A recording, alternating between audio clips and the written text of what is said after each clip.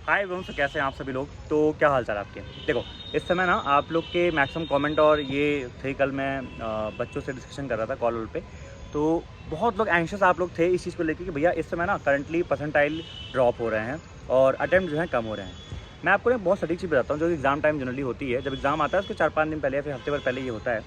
एक तो 2 फैक्टर्स होते हैं। सबसे पहला कि इस समय क्या होता है कि ना मैक्सिमम बच्चे मॉक को अटेम्प्ट कर रहे होते हैं। बहुत सारे बच्चे ऐसे होते हैं जो सिर्फ तैयारी करते हैं और मॉक को लास्ट में देते हैं। लास्ट के हफ्ते में वो दबा के आते हैं और अच्छे स्टूडेंट होते हैं और मतलब हर तरह के होते हैं, ठीक है। तो वो एग्ज़ाम देने आते हैं।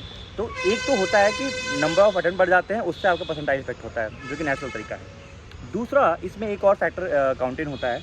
वो ये होता है कि जब एग्ज़ाम क्लोज आता है ना, तो जो बच्चा अच्छे से तैयारी किया होता है, जो मन से तैयारी किया होता है, वो बहुत एंशियस होता है, बहुत प्रेशर में होता है, बहुत आप पैनिक करके एग्जामिनेशन देने लगते हो। जैसे समय आप नोटिस करना, जब आप एग्जामिनेशन दे रहे हो तो ना आपसे सिली मिस्टेक बहुत हो रही होंगी। कुछ और लगा दिया, आंसर मार्क कर रहे हो। आप बताना कमेंट सेक्शन में, ऐसा होता है कि नहीं होता है। प्लस करने में भी चेक कर रहे हो कि भाई 13 + 9 मैंने सही 22 लिखा है कि नहीं लिखा है। तो ये पैनिक वाली सिचुएशन है कि आप बहुत कंसर्न हो, बहुत परेशान हो, इस चीज़ को लेकर दे रहे हो। तो इसका सोल्यूशन क्या है भैया? इसका सोल्यूशन मैं आपको बताता हूँ, 2-3 तरीके बताता हूँ। सबसे पहला जो इसका सोल्यूशन आप दिमाग में ये रखना ना, कि पहली बात तो एग्ज़ाम को अभी अगले 1 हफ्ते प्रैक्टिस ये करो कि जिस टाइम आपका एग्ज़ामिनेशन पड़ रहा है उस टाइम पेपर देने की कोशिश करो और एकदम कूल और काम माइंड से करके देने की कोशिश करो।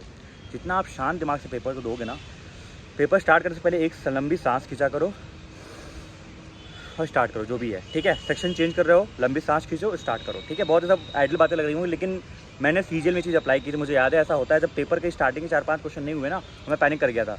शांत हुआ, लंबी सांस लिया और फिर धड़ल्ले स्टार्ट किया। तो वही आपको भी करना है कि ये चीज़ आप ध्यान रखना कि आप एंशियस हो रहे हो, पैनिक कर रहे हो, वो करने की जरूरत नहीं। क्योंकि अगर आप वो हैबिट अभी डाले रहोगे तो एग्जामिनेशन में भी वही चीज़ होगी, उसको आपको ठीक करना है, पहला।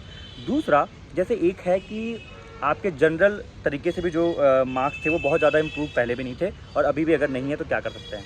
देखो, उसमें ना एक चीज़ मैं आपको बोलूँगा, आरआरबी का जो एग्जामिनेशन होता है ना, या फिर कोई भी प्री का एग्जामिनेशन, वो स्पीड बेस्ड फैक्टर बहुत होता है। पेपर आपको दे दिया जाए ना, सभी लोग बना लेंगे, सब लोग 40 मिनट 50 मिनट में 1 घंटे में आराम सब बना लेंगे।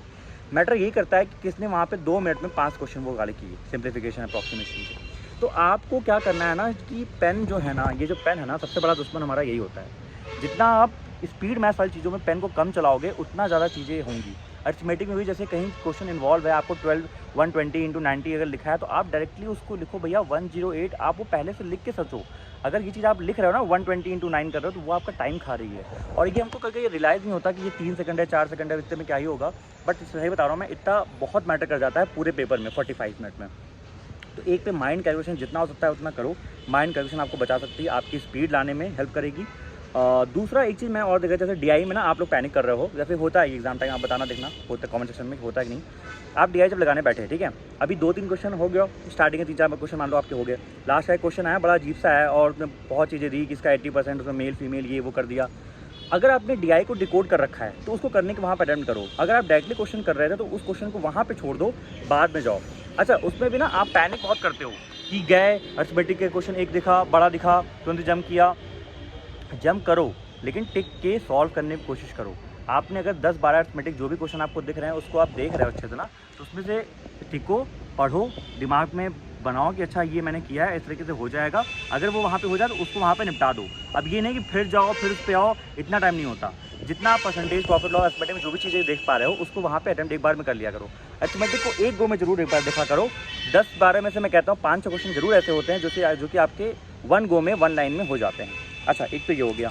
उसके बाद परेशान नहीं होना, मैंने ये बात बोली थी। और देखो, एक बात बहुत इंपॉर्टेंट एग्जामिनेशन के पहले ये होती है कि सेल्फ कॉन्फिडेंस और सेल्फ बिलीफ होना बहुत ज़रूरी है। जैसे कि पता है इस समय एंशियस कौन है, परेशान कौन है, मेरे पास कॉल किसके आ रहे हैं? जो हमारे मॉक में ना जो टॉपर्स लोग हैं, जो एकदम तेज हैं, मतलब 80 में से 67 आए तब भी परेशान है कि अरे भैया मैं एंशियस हो गई थी, ये हो गया था, वो हो गया था। मैं आपको बात बताता हूँ, देखो तैयारी में ना एग्जामिनेशन टाइम पे परेशान वही होता है जो कि रियल में तैयारी किया होता है, जिसने मेहनत की होती है।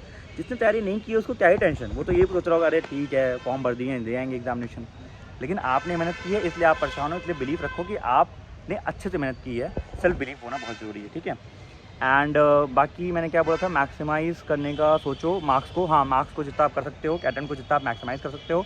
देखो, एक चीज़ मैं आपको एक लाइन और बोलूँगा। जैसे हम लोग अभी जो भी स्ट्रेटजी आप लोग लगा रहे होगे, कोई मैथ्स कर रहा होगा, रीजनिंग कर रहा होगा, देखो मेरा ये मानना है, जैसे मान लो रीजनिंग वगैरह जल्दी हो जाती है, आप करते होगे, तो उसमें जो रीजनिंग है ना, तो वो मान लो कि आप कर रहे हो 25 मिनट में, सॉरी मान लो आप उसको दे रहे हो 20 से 22 मिनट। लेकिन अगर आपको लगता है ना कि एक पजल है जो दिख रही है जो मेरी ईजी है और मेरे अभी 22 मिनट हुए हैं, तो आप उस पर 3 से 4 मिनट और दे सकते हो। ये बिल्कुल ख़राब बात नहीं कि भैया हमको क्वांट और रीजनिंग बराबर, नहीं, आपको मार्क्स मैक्सिमाइज़ करने हैं ना, आपको प्रूफ नहीं करना कि मैंने क्वांट में ज़्यादा किया था। आपको ये करना है कि अपना मार्क्स मैक्सिमाइज़ करना है जिससे आपका कट ऑफ पार हो जाए। तो अगर आपको 25 मिनट भी लग रहे हैं तो आराम से 25-26 मिनट भी दे दो। रीजनिंग को हो सके तो फुल अटेम्प्ट कर लो। 40 कर लिया आपने, अब जो 20 मिनट बचे हैं मैं कह रहा हूँ क्वांट में, उस 20 मिनट में अगर आप 25 क्वेश्चन में निकाल लोगे तो 40-25 65 प्लस आप अटेम्प्ट कर पाओगे और एक्यूरेसी तो अच्छी रहती है। ठीक है, तो ये मैं बता रहा हूँ मिनिमम वर्स्ट केस, वरना अगर आप 20 से 25 से 30 ट्राई करो तो वो भी हो जाएगा। तो ये मेरा मानना है कि आप मार्क्स को मैक्सिमाइज़ करने का इसमें सोचो। सेक्शन वाइज पे ईगो पे मत लो। कोई पजल अगर 3 मिनट या 4 मिनट के अंदर नहीं हुई, मैक्सिमम 4 मिनट है, फिर 3-3.5 मिनट के अंदर हो जाना चाहिए प्री वाली, नहीं हुई तो ईगो पे नहीं लेने का, उसको ड्रॉप करो। गलती हो गई कोई बात नहीं, सबसे होती है। ये मत सोचो मेरा पूरा पेपर ख़राब हो चुका है, सब लोग मुझसे आगे निकल चुके हैं। ऐसी गलतियां आप में से जितने लोग बैठे होंगे वो सब कर रहे होंगे, तो इस चीज़ को बिल्कुल मत सोचिएगा। गलतियां जो आप करते हैं वो सब करते हैं, ठीक है, ये बात ध्यान रखिएगा। आप ही की तरह एस्पिरेंट सब लोग हैं, कोई भगवान नहीं है, कोई टीचर नहीं है, ठीक है, पहली बात। दूसरी बात ये कि बस अपने मार्क्स को ये करना, और कोई गलती हो जाए उसको बिल्कुल भी लेक पैनिक नहीं करना है। 3 मिनट हो गया, ख़राब चला गया, कोई बात नहीं, आगे चीज़ें करो, लौट के आना उस पजल पे।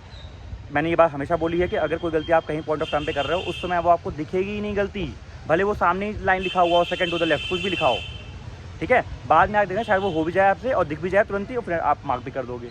तो बस ये सब पॉइंटर्स हैं जो मुझे दिमाग में अभी आए यार, तो मैंने सोचा आप लोग के लिए रिकॉर्ड करूँ। और बस ऐसे पढ़ते रहो, ऑल द बेस्ट, अच्छे से रिकॉर्ड करो, मतलब अच्छे से मेहनत करो, मॉक दो, और बताना कमेंट सेक्शन में क्या क्या गलतियाँ हो रही थी और आप इसको इम्प्रूव करोगे, ठीक है। चलो फिर all the best, take care. हाँ।